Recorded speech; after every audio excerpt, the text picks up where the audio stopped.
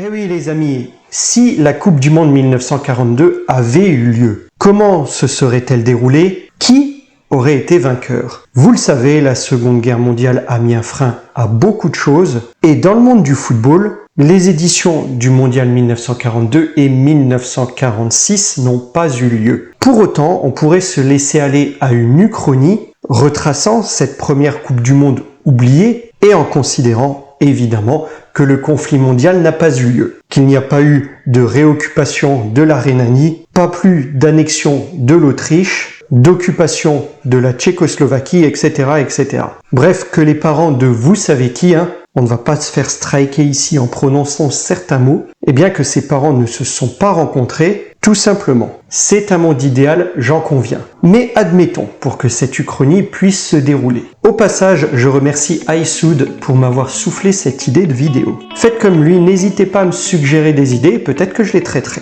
Vous l'avez compris, on va parler ici de la Coupe du Monde 1942.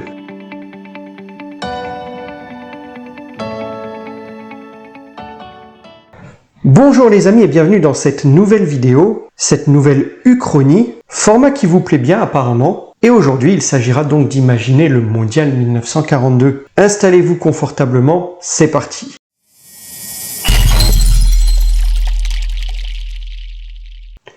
La Coupe du Monde 1938 a eu lieu en France. C'était la 3e édition et l'Italie remporte le mondial pour la seconde fois. Ce sont donc les champions du monde à l'aube de la 4e édition. Pour cette édition 1942 donc, la FIFA hésite sur le pays organisateur. L'Allemagne s'est portée volontaire, mais après 2 éditions de suite en Europe, Italie 1934 et donc France 1938, l'instance mondiale aimerait que la compétition se déroule sur un autre continent. Le Brésil a aussi fait acte de candidature, mais la fédération internationale craint le forfait de plusieurs sélections nationales et surtout européennes comme en 1930 en raison des coûts de déplacement à l'époque assez élevés.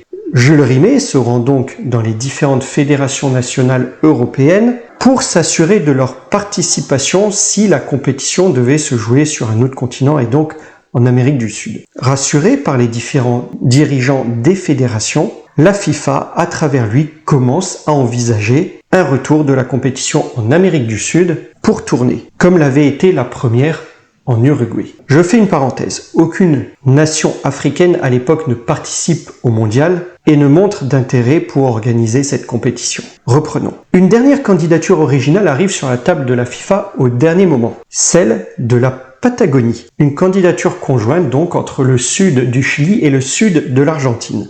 C'est décidé, la FIFA est convaincue que la Coupe du Monde 1942 se jouerait en Amérique du Sud. Une délégation de la Fédération internationale s'y rend pour observer les installations et les infrastructures du Brésil et de la Patagonie. Souhaitant encourager l'émergence de nouveaux engagés dans la compétition, Jules Rimet octroie ce mondial 1942 à la Patagonie. La 4e Coupe du Monde de la FIFA se déroulera donc au mois de juin 1942 en Patagonie.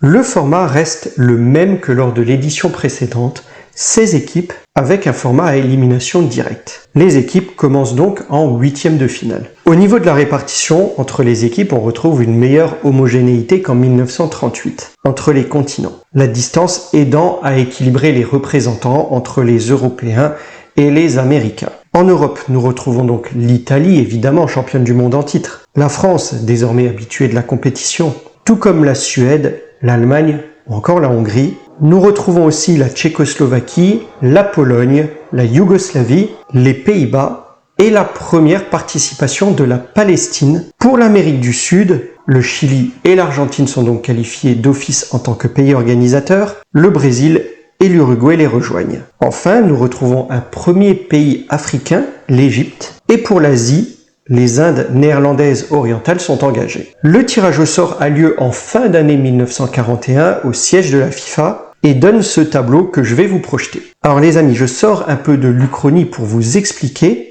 J'ai fait un tirage au sort fictif sur internet, sur le premier site que j'ai trouvé, un site qui s'appelle Plouf Plouf. J'ai entré toutes les équipes et donc ça m'a vraiment donné un truc au hasard et ça m'a projeté ces 16e de finale. Reprenons. Le match d'ouverture oppose donc l'Argentine à la Hongrie. Il fait très chaud et la Hongrie étouffe le jeu argentin. Mieux préparé, avec un effectif de joueurs complets professionnels, alors que ce n'est pas le cas de toutes les équipes, et notamment des joueurs argentins, ces derniers se font dépasser dans les duels, dans la technicité et dans l'engagement. Le gardien hongrois, Szabó, n'a rien à faire et les Hongrois marquent assez rapidement 3 buts, puis baissent d'intensité en contrôlant le match. Malgré le soutien de leur public, les Argentins sortent de la compétition dès le premier match. Le match suivant oppose la France à la Suède. 2 top équipes à ce moment-là. La Suède 4e du dernier mondial en France et la France qui possède un effectif solide et enthousiaste. Le match est âpre et aucune des 2 équipes ne parvient à prendre l'avantage. 0-0 à la fin du temps réglementaire et 0-0 à la fin de la prolongation. Et hors de question de rejouer le match ici, comme ça pouvait se faire parfois à l'époque, le règlement est clair, c'est un tirage au sort. Tirage que remportent cette fois-ci les Français. La Suède est éliminée par un coup du sort. Allemagne-Tchécoslovaquie ensuite représente l'opposition entre une équipe en plein doute, l'Allemagne, contre une équipe très jeune certes, mais prometteuse. Les Allemands ouvrent le score et semblent tenir assez bien jusque dans le dernier quart d'heure où il apparaît plus clairement que les Tchécoslovaques paraissent plus frais. Ils empilent 2 buts à la 80e puis à la 88e minute et remportent finalement le match 2-1.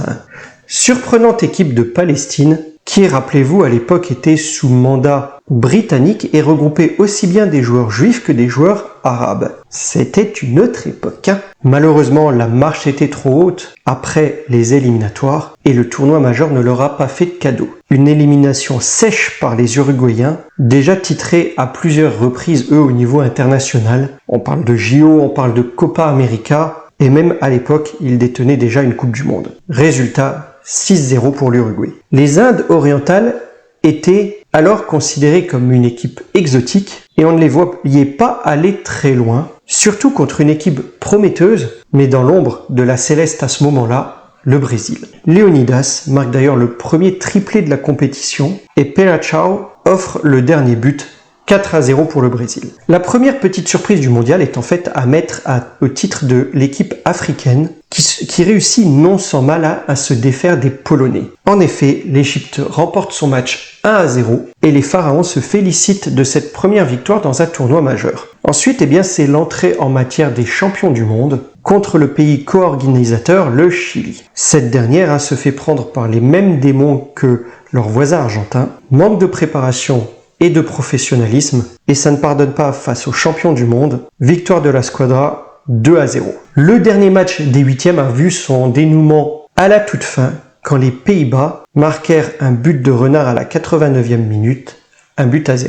C'est dans le premier quart entre la France et la Tchécoslovaquie que nous connaissons notre première prolongation qui aboutit à un vainqueur. La France s'en défait par un but de Ben Barek, 1-0. Le match suivant, l'Uruguay perd rapidement sur blessure son meilleur joueur, l'attaquant Roberto Porta, et semble ne plus réussir à se trouver sur le terrain. Les Hongrois, toujours aussi impressionnants de technique, profitent des égarements inhabituels de la Céleste et remportent la partie 2-0.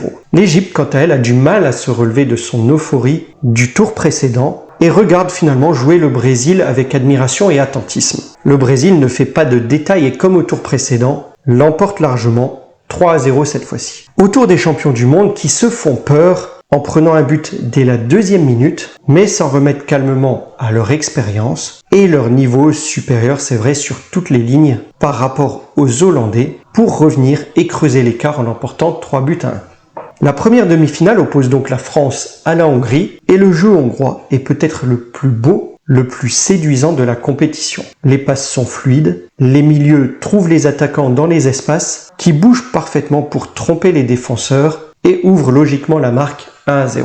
La France, malgré tout, essaye de contenir les offensives et font peur aux gardiens adverses en contre, comme cette frappe qui s'écrase sur le poteau à la 33e minute. C'est précisément d'ailleurs sur un contre à nouveau que les Français égalisent juste avant la pause. Au retour des vestiaires, les Hongrois continuent de déployer leur jeu, mais ont resserré la défense avec un marquage plus strict et des ailiers chargés de bloquer le surnombre français sur les ailes en cas de contre. Leur ajustement tactique permet de marquer un second but en préservant les cages de Szabo et il remporte au final le match 2-1.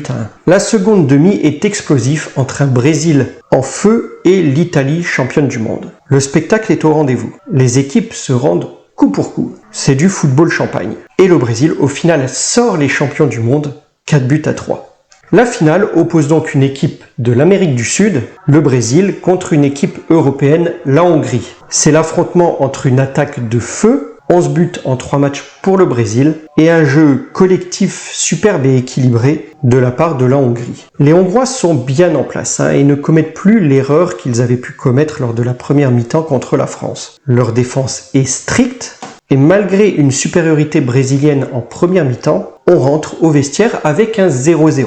Mais pour autant un match tout à fait agréable pour le moment. Le tournant du match arrive dès la reprise à la 46e minute, quand un défenseur brésilien fauche un Hongrois dans la surface de réparation et se fait expulser. La Hongrie mène au score et dès lors les Brésiliens doivent combler le trou en défense et se montrent du coup moins percutants devant. La partie dès lors s'équilibre et la technicité hongroise prend le dessus, surtout au milieu. Il creuse finalement le score 2-0 à la 72e minute. À partir de là, le score ne bougera plus. La Hongrie remporte le mondial, le 4e, et c'est la victoire du beau jeu qui est récompensée. Mais le Brésil n'aura pas démérité avec son football champagne, une équipe vraiment prometteuse et on le verra dans les années à venir. Mais après une finale malheureuse 4 ans plus tôt, eh bien c'est bien la Hongrie qui inscrit son nom sur le trophée Jules Rimet. Voilà les amis pour cette uchronie.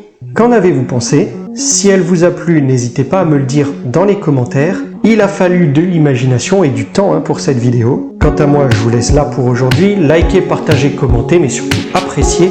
Et je vous dis à très vite pour une nouvelle vidéo. Portez-vous bien les amis. Au revoir.